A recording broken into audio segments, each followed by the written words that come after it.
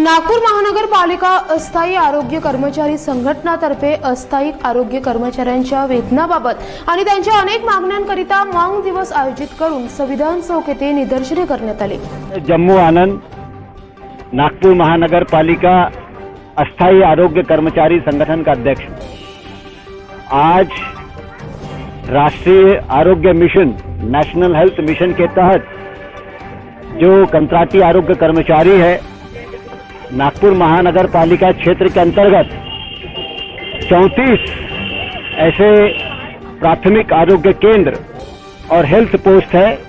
इसके अलावा क्षय रोग निर्मूलन कार्यक्रम के आरोग्य कर्मी और आशा बहनें ऐसे तमाम अस्थायी आरोग्य कर्मचारियों की ओर से मांग दिवस मनाया जा रहा है और मांग दिवस का आह्वान नागपुर महानगरपालिका अस्थायी आरोग्य कर्मचारी संगठन ने किया है। जिन मांगों को लेकर पदाधिकारी, महापौर और निगम प्रशासन का ध्यान आकर्षित करने की कोशिश की जा रही है, उसमें मुख्य रूप से ये कि कोविड का जो दूसरा चरण है वो लगभग खत्म होते हुए आ रहा है, लेकिन अभी तक इन कर्मचारियों के लिए मनपा ने किसी प्रकार का प्रोत्साहन पर भत्ता लागू नहीं किया, जाहिर नहीं किया, जबकि पहले चरण में 3 महीने का मनपा ने प्रोत्साहन पर भत्ता जाहिर किया था। उसी प्रकार जो कर्मचारी इतने कठिन परिस्थिति में अपने आरोग्य को दांव पे लगाकर शहर के नागरिकों की आरोग्य की सुरक्षा और सेवा की, आज ये तमाम कंत्राटी आरोग्य कर्मचारी असुरक्षित है जहां तक आरोग्य का मामला है, क्योंकि इनको किसी प्रकार का आरोग्य का बीमा नहीं है, इनको किसी प्रकार का रिएम्बर्समेंट नहीं है, इनको ना ही ESIC जो है कर्मचारी जीवन बीमा कानून इनको अभी तक लागू नहीं किया गया है।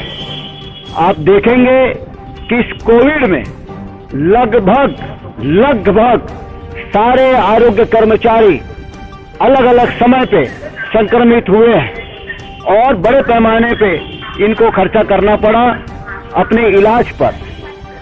वो खर्चा भी हुआ और क्योंकि काम पे नहीं आते थे तो पगार भी कटी है। तो इसलिए यूनियन ये मांग कर रही है कि इन आरोग्य कर्मचारियों को बीमा का कवच मिलना चाहिए और ESIC का जो कानून है वो कानून इन कर्मचारियों पर लागू होना चाहिए। हम ये भी मांग कर रहे हैं कि जो नागपुर महानगर पालिका पूरे शहर के विभिन्न संस्थाओं को, चाहे अस्पताल हो या डॉक्टर हो, इन तमाम लोगों को नियम बताते रही है और इलाज कराने का आह्वान की है। क्या हालत है नागपुर महानगर पालिका का? नागपुर महानगर पालिका के जितने भी दवाखाने हैं उसमें 80% पद जो है वो रिक्त है। आपको नागपुर वासियों को ये समझना जरूरी है कि वो जो टैक्स देते हैं जिस संस्था को, उस संस्था का ये प्राथमिक कर्तव्य है।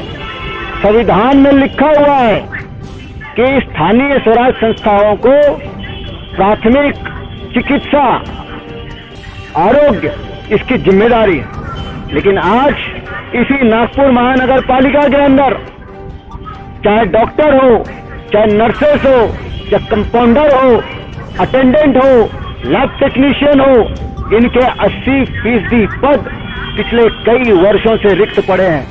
मतलब जो संस्था सबको निर्देशित करती है वो संस्था आज अंदर से खोखली है।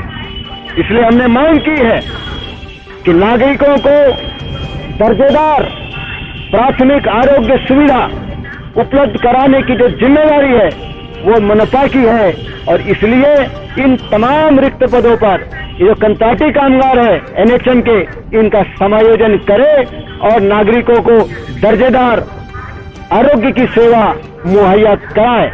हम लोग ये भी मांग कर रहे हैं कि नागपुर शहर के अंदर जो हमारी आशा बहनें हैं, उन बहनों के ऊपर मनपा 1 पैसा खर्च नहीं करती है। इसलिए मांग किए हैं कि जितना मानधन शहर में आशा बहनों का बनता है महीने का 3,000 बनता होगा, 3,500 बनता होगा, उतना ही रकम मनपा ने अपने तरफ से जोड़ना चाहिए, जिससे कि ये आशा बहनों को सम्मानजनक, जिसको अपन कह सके, मानधन मिले। क्योंकि आशा बहनें जिस प्रकार का काम करती है वो बहुत ही बुनियादी है और वो सारा काम आरोग्य से संबंधित है। इसलिए उनको समुदाय आरोग्य कर्मचारी का दर्जा मिलना चाहिए। इन तमाम मांगों को लेकर मांग दिवस मनाया जा रहा है।